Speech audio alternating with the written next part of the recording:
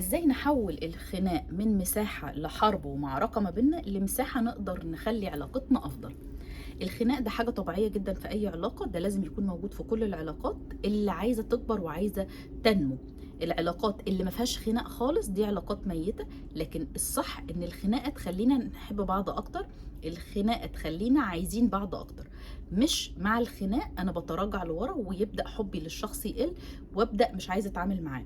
دي معناها ان الخناقه دي خناقه سامه وان العلاقه دي علاقه سامه اصلا. طيب ازاي انا اقدر ادير الخناق صح؟ ادير الخناق صح، اول حاجه يكون عندي مهاره الاستماع، انا بعرف استمع كويس جدا، بسمع علشان افهم.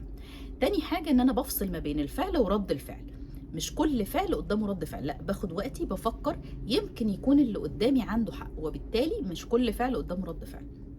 المهارة الثالثة ان انا عندي من المرونة اللي تستوعب ان انا ابدأ افكر، ما يمكن هو صح، ما يمكن بيقول كلام صح، فبفكر في حاجات انا بالنسبة لي رفضاها بس بفكر فيها من باب المرونة، من باب ان انا مستمعة جيدة وعندي من المرونة الكافية اللي بتخليني اسمع وجهات نظر مختلفة. الثلاث مهارات دول هيساعدونا ان احنا نحول من الخناقة السامة اللي بتبوظ العلاقة لخناقة ايجابية تزود العلاقة اكتر.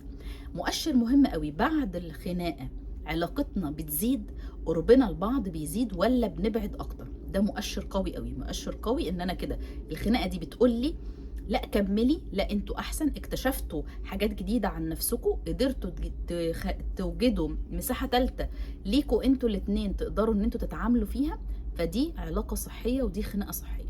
الخناقة طلعت بتقول لي ما تتعامليش، ما تعبريش عن رأيك، انت كل ما تعبري عن رأيك تتخانقي اكتر، اعرفي ان انت ما اتخانقتوش صح، دي خناقه سامه، وان انت موجوده في علاقه سامه كمان.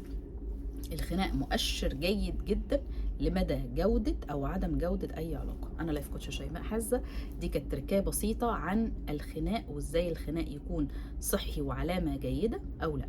اشوفكم على خير.